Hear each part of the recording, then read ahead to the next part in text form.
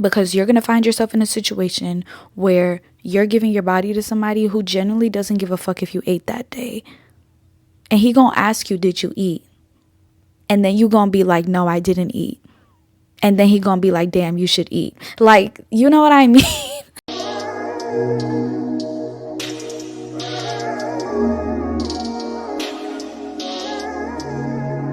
Hey guys, welcome back to my channel. It's Ami. We're really just gonna jump right into it because y'all see the title, y'all know what we finna talk about. So yeah, let's talk about sex today. Alright, this is really what I want to talk about when it comes to this topic. I really want to get into the relationship that we have with sex as women, as a woman myself, and how healthy or unhealthy it can be for us, and even men too sometimes, a lot of times, if we're being real.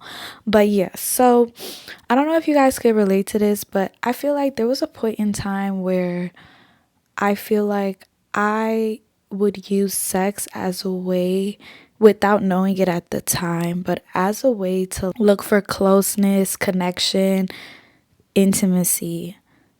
I would use it for validation. I would use it to like fill some type of void that I feel like I was missing. And I thought sex would be the way to get it, but I didn't realize that's what I was doing at the time. This has happened in multiple times in my life. I was either in an actual relationship or I wasn't even in a relationship and I was just, doing my little one too.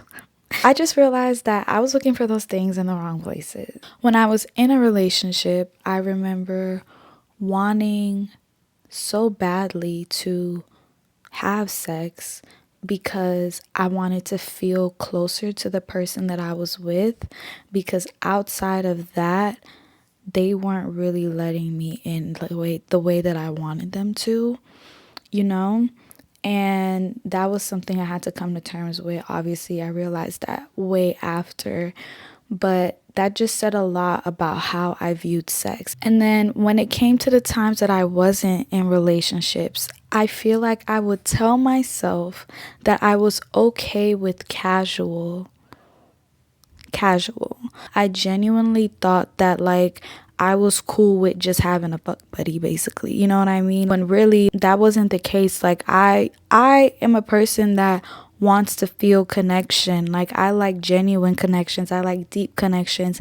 I didn't really like surface level, or I don't really like surface level things, and I didn't like that it was just physical, but I would tell myself that I was okay with it just being physical, even though I knew that wasn't really what I wanted, because sometimes I would find myself catching feelings for those people where it was just physical with them. Obviously, they wouldn't return those feelings back to me, and that would hurt me, but girl, you knew what it was when it started. Come on.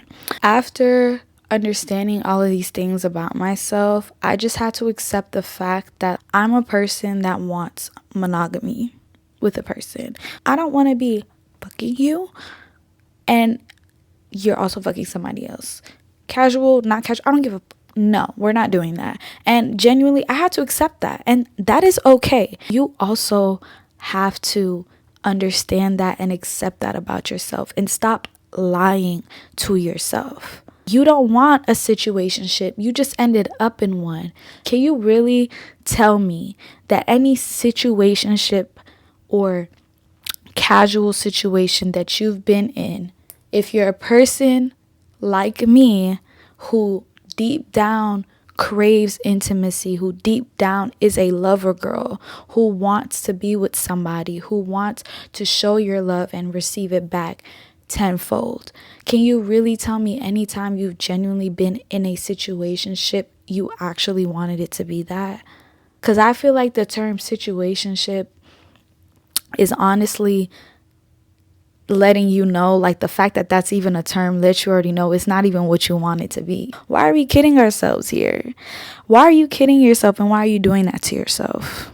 It gets really confusing and tricky. It does, because there's feelings involved, and then there's oh, I don't actually like him. Oh, I'm okay with it just being this. Oh, okay, if we're not going to be together, I'm going to do this with other people, but I still want to see you.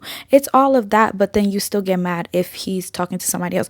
Let's not kid ourselves. Like, we need to be real with ourselves about what we want and stand on those boundaries and really like enforce that shit. Because you're going to find yourself in a situation where you're giving your body to somebody who genuinely doesn't give a fuck if you ate that day. And he gonna ask you, did you eat? And then you gonna be like, no, I didn't eat. And then he gonna be like, damn, you should eat. Like, you know what I mean? Like, that's the shit. That's the shit that we be going through. Shit, not me no more though. Thank you. Anyways, so I learned 2 terms recently. One of them being sapiosexual. A sapiosexual is someone who experiences primary sexual or romantic attraction based on intelligence, deep thought, and mental mental capability rather than physical appearance. For these individuals, stimulating conversation, wit, and intellectual connection are the ultimate drivers of desire and emotional bonding. And then I learned demisexual, which basically means a demisexual person is someone who only experiences sexual attraction to another person after forming a strong emotional bond. And it also says it falls on the asexuality spectrum. But the only reason why I bring up those 2 terms is because I have realized after taking over a year not doing the do, and I would say it's not like I chose to, well, I did, I guess. Like, for me, it's more so like I just I'm not dating right now. So it's just not happening. That's pretty much it. I did not consciously be like, oh, I'm gonna be celibate or abstinent or whatever, whichever one of those terms. I did not say that I'm gonna be that for a certain amount of time or a certain amount of days or anything like that. Time just going on. I'm not dating. I still don't really have that much interest in dating for real. So that's why it is what it is. But because I've taken that much time without doing the do, getting these legs cracked wide open like I would like to right now. Because don't get me wrong, still want it, but it gotta make sense, you know? But again, case in point, it has to make sense. I realized that, like, I don't want to do that shit if I'm not emotionally attracted to you. I don't want to do that shit if I'm not intellectually attracted to you. If it's not a genuine connection, then there's no point. And you want to know why? I'm not gonna orgasm. I'm not. Because when I really think about every time I have, it was only because I was emotionally attached to the person. And I say attached because that's what it was. Because when I look back on my past situationships or relationships, it wasn't love, boo. It wasn't. It was unhealthy, different forms of unhealthy attachments. That may be you, that may not be you. But if it is you, I think it's important to do some more research on that. And again, be real with yourself.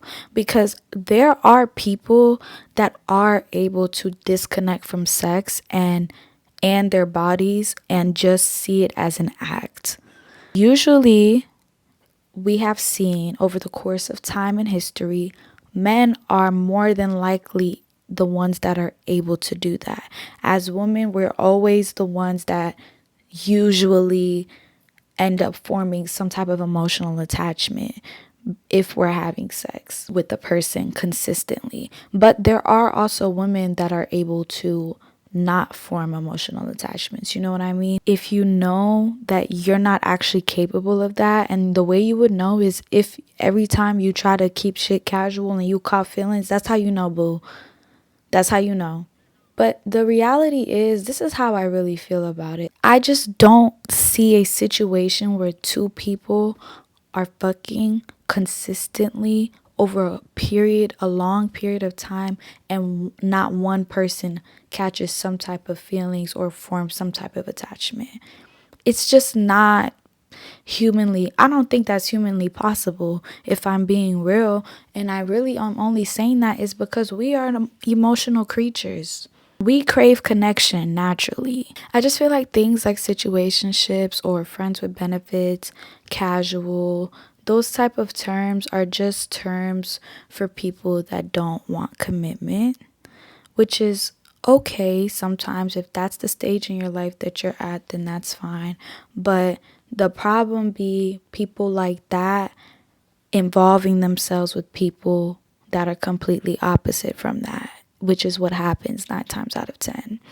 And I feel like if you know that you're a woman that doesn't do well with just being casual and stuff like that, don't put yourself in a situation with a man that is controlled by lust or views sex in that way in the first place. You should have that as a standard for yourself. I don't think we should want to be with men that are extremely lustful. I don't think we should want to be with men that are, well, when I say extremely lustful, I really mean in the terms of like you can't control it. You should be able to control your lust. I think it's a very dangerous thing when men are not able to control their lust. That's what makes certain men very dangerous and evil. You need to know how to point those type of people out and read, like there's always signs. There's always signs. Because as quiet as it's kept, men have even more unhealthy relationships with sex than women even do. I don't even want to say they have even more unhealthy relationships with sex than women do. I think maybe it's around the same amount of unhealthy relationships. I mean, we're all human at the end of the day, but it's on different levels and definitely on different ways, and it comes out in a lot of different ways. I feel like for women, more commonly it comes out as us forming these emotional attachments to men that only want to use us for our bodies. And for men, it comes out as you not being able to keep your dick in your pants, like genuinely. Trigger warning really quickly. Sadly, that really does come down to sexual trauma sometimes. If you have been a victim before in any shape, way, or form, that 100% affects the way your relationship is with sex. It can make you way more hypersexual. It could make you disassociate during sex. It could make you not even view it as an intimate act with another person. You know what I mean? Like, it can really change your perspective and make your relationship with it extremely unhealthy and damaging to yourself and to the people that you're engaging that into that act with. Sometimes for some people that looks like tying sex to your self-worth and getting validation from it. Not saying that these specific types of relationships with sex mean that you had some sexual trauma in your past or anything like that. But if you have had that, then these are the different types of categories you could fall in. You could be completely avoidant during it. It can be something that's compulsive for you. You can have difficulty setting boundaries during sex. Your emotional attachment can be intensified during sex. You can have a lot of shame or guilt around your sexuality or having high sex drives or low sex drives or anything like that.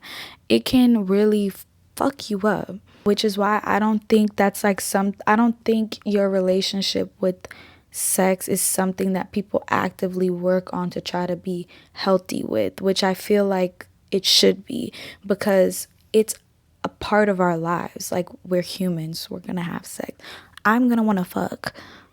Even like sex workers, like I don't know if you guys have ever noticed, but like with girls that like, especially like for example dancers, midnight ballerinas, they genuinely have to like disassociate when they're doing that, when they're working. Like, they have to have a whole different name, a whole different identity. Most of the time they're not even sober during that shit, and they have to literally disconnect from their bodies while they're doing that. And this is not no shame. I love the midnight ballerinas. I'm just saying that it just goes to show you how deep this shit really gets, you know? Some women, being casual works for them. Having multiple partners works for them. If that's not you, stop trying to force it to be you. You really just have to make sure it's healthy for you. And you also have to do the work and dig deep and figure out what the root cause of what your relationship with sex is. Where did this shit come from? When did it start? From the beginning, from the first time it happened. You have to be willing to really face that shit. Sometimes it's going to be traumatic. It's going to be a lot.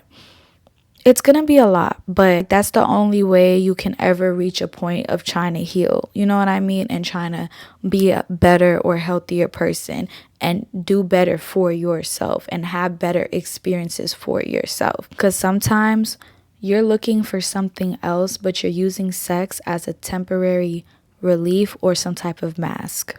Let's even get into like soul ties and energy transfers and being digmatized. Like I said earlier in the video, like I would form these emotional attachments to these men. They didn't even care about me. Now I'm delusional. Now I'm talking about that dick is mine. It's not. Soul ties are real. I'm sorry. Like I feel like, again, after taking like over a year not doing that shit, y'all, I feel like I've completely cut everybody that I've ever done that with, and like I don't feel none of them on me anymore, if that makes sense. Like I don't know how else to explain that feeling, but it's like when you're wrapped up with different types of people, the stuff that they're going through is transferring to you. If you are laid up with a man who is genuinely fighting demons, I'm gay, but I don't want to admit that I'm gay. My grandma died. Or he's just a fucked up person. He really going through some shit, whatever. But if you're really laid up with a man and he's genuinely fighting demons, like that man, his soul has no rest. He's going through it. You're going to feel that. It's going to transfer to you. And we've talked about this before. Energy vampires. He's giving you the fucked up shit that he's feeling and you're starting to feel it. And meanwhile, he's taking the good shit out of you and giving it to him. That's why it's an energy transfer. And then you get attached. You get attached to these type of men. And it's so hard to break. I'm not going to lie.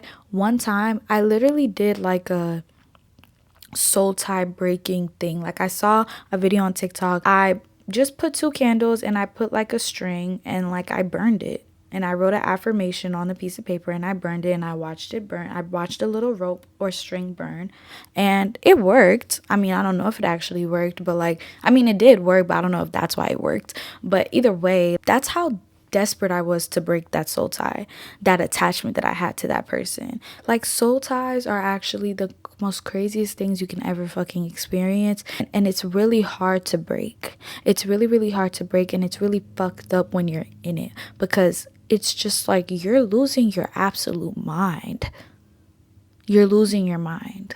They have like such a hold on you that you cannot get rid of. And it drives you insane. And it's honestly not healthy at all, especially if it's with a person that genuinely does not care for you, that's treating you terribly, but you just can't seem to let it go because that dick is so good.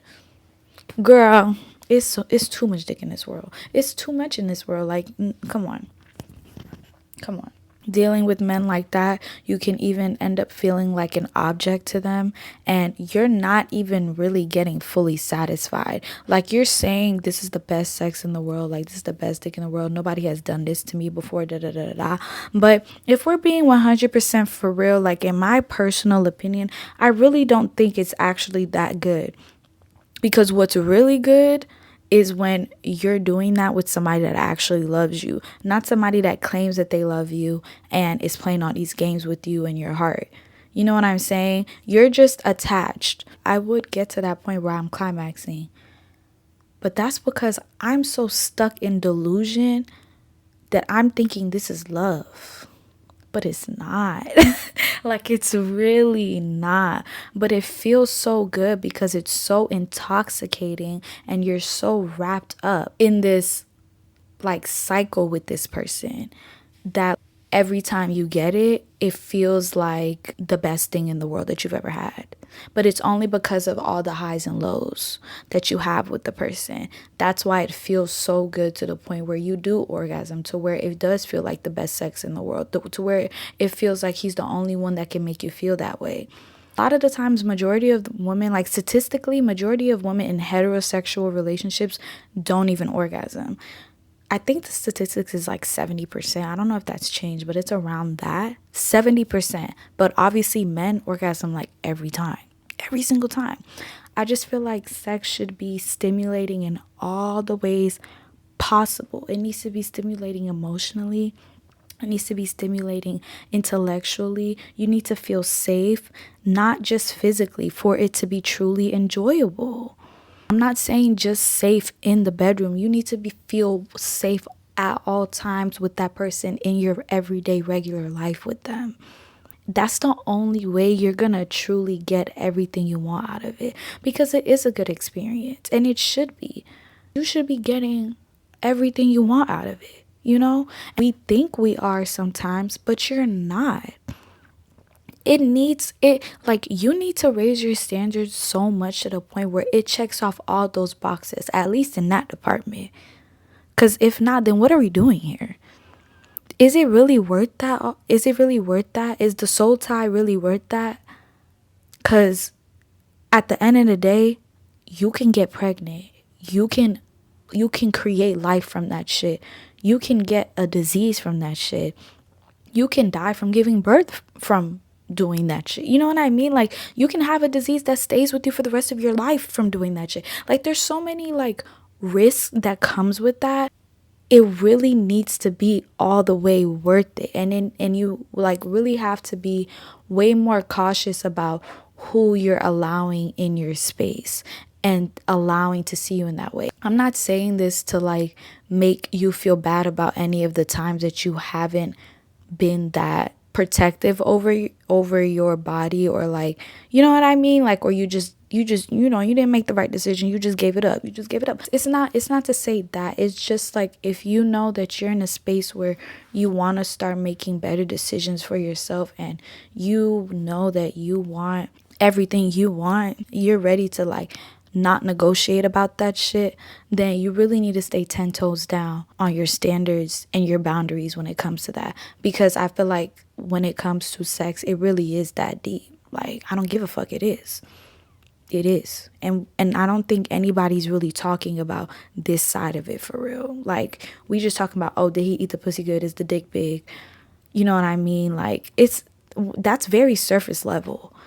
Let's get to the real shit. Most of these niggas do not deserve that access to you, bro. They really don't. Like, they don't. Most people do not deserve access to you, even if it's not in that way. They don't even deserve you talking to their ass.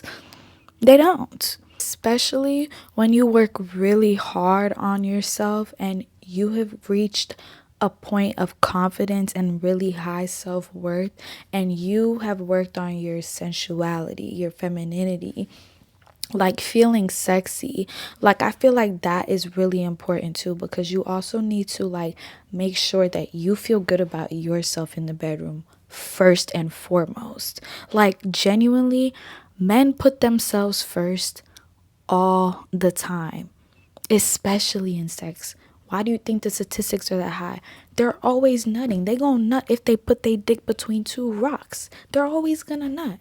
It takes more for us, and that's okay. But because it takes more for us, that means you need to prioritize yourself even more. Stop telling them that they made you nut. You didn't. Say that dick was trash. And do things to make yourself feel sexy. Put perfume on. Get cute. Masturbate and look at yourself in the mirror, bitch. Do it. I dare you. Watch how you feel. And for my girlies that like to show off more skin and like to basically be naked, like me. I mean, it's summertime. Like, why are we not naked? If it's liberating for you to expose yourself that way, baby, do that shit.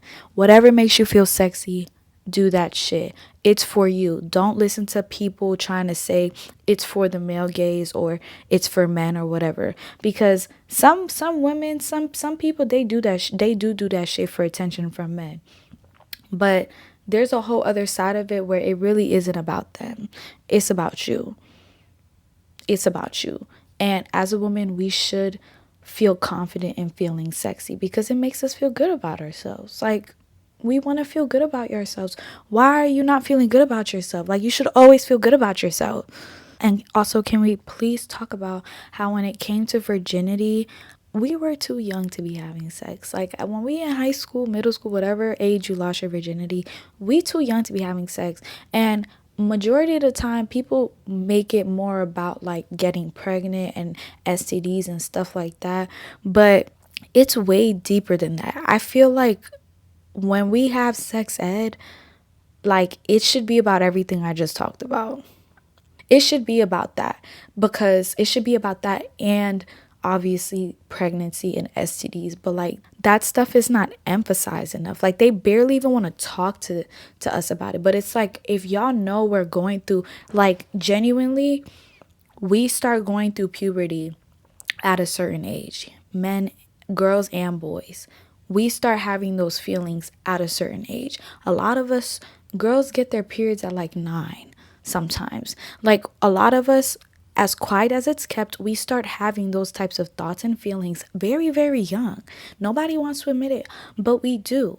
So it's better if we are properly educated on what it actually is, instead of trying to be hush hush about it and saying a few things here and there, trying to like make it a scary thing. Because as humans, let's be real, when somebody tell you, especially if you're a kid, if somebody tell you not to do something, that just make you want to do it even more.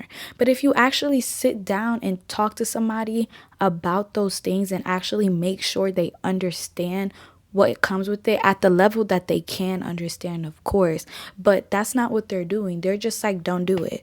I know when I was young, the only conversation my mom ever had to me about that was when we was in a doctor's office. They gave her a pamphlet. I was like 12 or 11. She gonna be like, did they talk to you about this at school? I said yes. She was like, don't do it. That's it. And my parents are African, especially when you grow up in an African household and Muslim, like stuff like that. You do not talk about that. I'm 23 and I can watch TV with my family. And if a sex scene comes on, I'm literally so uncomfortable. I start looking away from the screen and like pretend like I'm doing something else because of how uncomfortable. I can't even say the word sex around them. And then African parents, I don't know what it is, but they don't even show affection with each other or nothing. Like it's weird. Like I can't even like have no real conversation about that. One day, I don't even know how I'm gonna explain that I got pregnant one day when I have a husband. I'm gonna just be like, oh, okay, I have a husband and now I'm pregnant. And there's just nothing else after that. Like there's no in between, there's no talks. My mom has said something to me before. She was like, did you do the way she said it to me another time in high school? She was like, did you do that thing? Don't do that thing. Literally, that's what she said. And I'm gonna give them grace because that's how they were raised. It's uncomfortable for a parent to talk to their child about sex. I get that. But it's just like, I feel like it should not be a taboo topic. Like we need to let that go, and we need to stop putting shame on women, especially about it, because that's what causes these unhealthy relationships that we all have around it. The stigmas, all of that shit makes us uncomfortable about it, and that just really needs to stop. I know when I have kids, I'm going to do everything that I can to make sure it's an open space to talk about that shit, genuinely talk about it, because I feel like without the proper education, you do dumb shit. Like I did dumb shit. Like I had to learn the hard way, and genuinely I had to learn through YouTube. Like girl talks like this is the way that I was able to navigate dating and boys and sex and all of that stuff. I didn't have a bigger sister to tell me about that shit. And some people, they do have bigger sisters, but it's just like some girls don't. Some girls don't. And if you have a mom, she should be the one to be telling you about that shit, but she's too uncomfortable to talk about it her damn self. And then also when you're young, being a younger black girl, you're constantly being sexualized for your body type, for what you're wearing. If you want to wear your hair a certain color, if you want to do your nails, when you start growing up, like when you're young in your preteen or teenage years, they start to call you fast for wanting to start express yourself as a woman, as a girl, which is so unhealthy. And I never will understand calling a child fast for how she dresses, how she wants to wear her nails, how she like saying something looks grown. And it's always with black girls. It's always black girls. Even schools would dress code us over the white girls, and they was wearing t-shirts over these tiny booty shorts, and they look like they got no pants on. But a black girl or a person of color is wearing leggings, and because she's thicker, she gets called to the office. It's weird as fuck, like the way that y'all sexualize younger black girls. But yeah, anyways, the last thing I really want to touch on is this isn't nothing that can be backed up by fact, but I'm backing it up by my own experience. And if you know, you know, I love manifesting. I be manifesting shit, and it works. It fucking works. Bitch, manifest while you play with that cat. Visualize and do that shit. Girl, you don't even know. Like, I feel like as a girl, like as a woman, like I feel like we don't really tap into the power that we really have. We don't. That's why I saved this for the end of the video, because if you really want to know the tea, then you're gonna stay to the end of the video. Do that shit and watch what happens. Visualize, do it, and wait till you reach that limit, and make sure that vision is in your mind. I promise you it's going to happen. It's going to happen. Honestly, outside of even manifesting, I think we just need to realize how powerful we are in general. We can create life, like literally push babies out. I ain't never pushed a baby out in my life. I commend the women that have. But baby, you can create life. You can do that. So yeah, you're powerful. In a more spiritual sense, you're powerful. So just keep that in mind, especially when you're orgasming. You're very powerful. But that's pretty much the end of the video. I really hope this made you more comfortable with how you are when it comes to sex, and I hope it made you realize some things and accept certain things about yourself.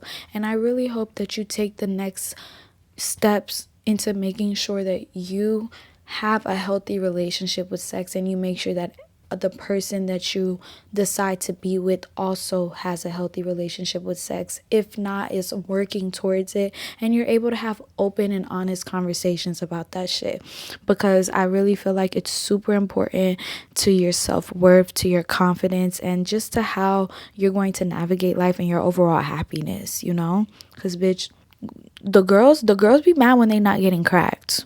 You know, you be mad when you're not getting cracked. I ain't been mad. I've been chilling, but like it'd be nice to get cracked here and now and then. You know what I'm saying? Honestly, I feed it through romance novels, smut, and like romance TV shows and movies. That's how I feed it, and like, you know, my little toy. But yeah, so again, like I said, I hope you guys enjoyed the video. And I will see you guys next time. Bye, y'all.